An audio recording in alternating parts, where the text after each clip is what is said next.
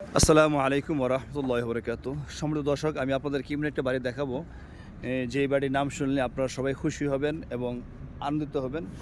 এটা হলো সেই বাড়ি, ফাতেমা রাদিয়াল্লাহু আনহা এই বাড়িটি। আর হাসাইন হোসেন রাদিয়াল্লাহু তাআলা কোন জায়গায় হযরত হাসাইন এবং হোসেন রাদিয়াল্লাহু তাআলা এই বাড়িতে জন্মগ্রহণ করেন।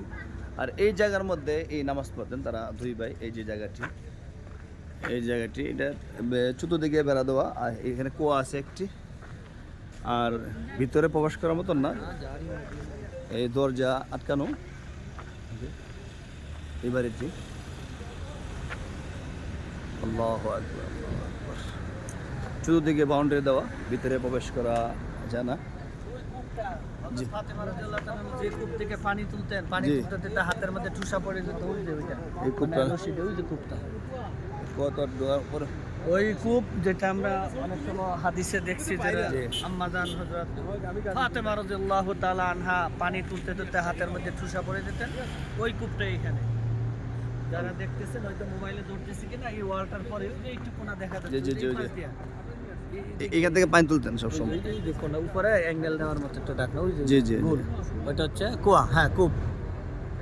মাশাআল্লাহ, আলহামদুলিল্লাহ, শুকরিয়া, জাযাকাল্লাহ। আমরা দেখতে পাচ্ছি হযরত ফাতেমা রাদিয়াল্লাহু তাআলা আনহা যে কূপ থেকে পানি তুলতেন, সেই এই কূপ। বাউন্ডারির ভিতরে আমরা যেটা দেখতে পাই, এখানে হচ্ছে ফাতেমা রাদিয়াল্লাহু তাআলা আনহার বাড়ি, হযরত আলী রাদিয়াল্লাহু তাআলা আনহার বাড়ি।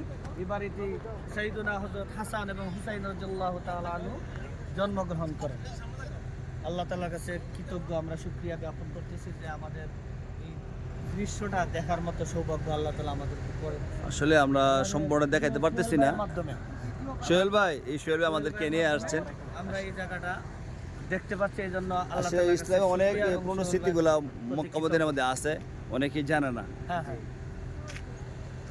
তো আমরা পরবর্তীতে যখন আসবো, আমরা অনুরোধ থাকবে সব হাজী সাহেবদের কাছে, আপনারা আপনাদের মুআল্লিমের কাছে জিজ্ঞেস কইরা এই আলাদা সময় নেই এই জায়গাগুলো দেখবেন, দেখলে দর্শনীয় স্থানগুলো দেখলে ঈমান মজবুত হবে। এই ভাই সোহেল ভাই, একটা জায়গা কথা কি বলছিলেন? কোনটা? ওই এটা যে- আম্বারিয়া। না না, একটা জায়গা তো কি বলছেন একটু? এটা যেখানে আমরা রাসূল যাবো। সাল্লাল্লাহু আলাইহি ইসলামের দাঁত মোবারক শহীদ হয়েছে, ওইটা ওই জায়গাতে যাব। আমরা যাবো উহুদের ওইখানে মাঠে। যাই। এবং আলহামদুলিল্লাহ আমরা এই সফরে অনেক কিছু দেখছি। রাসূল সাল্লাল্লাহু আলাইহি সাল্লামের দুধ ভাইয়ের বাড়ি, ওই দিন রাত্রে আমরা গিয়ে দেখে আসছি। আরও অন্যান্য জায়গা যেখানে রাসূল সাল্লাল্লাহু আলাইহি সাল্লামের যে গতকালকে আমরা গেলাম, মসজিদে বনি উনাইফ, মসজিদে ফজর যাকে বলা হয়, ওইখানে গেছিলাম আলহামদুলিল্লাহ। তারপরে হযরত উসমান রাদিয়াল্লাহু তাআলা আনহুর বাড়ি, ওনার যে এলাকা রিফাত, এটা কার বাড়ি জানেন না? এটা কার বাড়ি চিনে জানেন? হ্যাঁ, ফাতেমা রাদিয়াল্লাহু তাআলা। এটা আমাদের হুজুর সাল্লাল্লাহু আলাইহি সাল্লামের মেয়ের বাড়ি, বুঝলেন?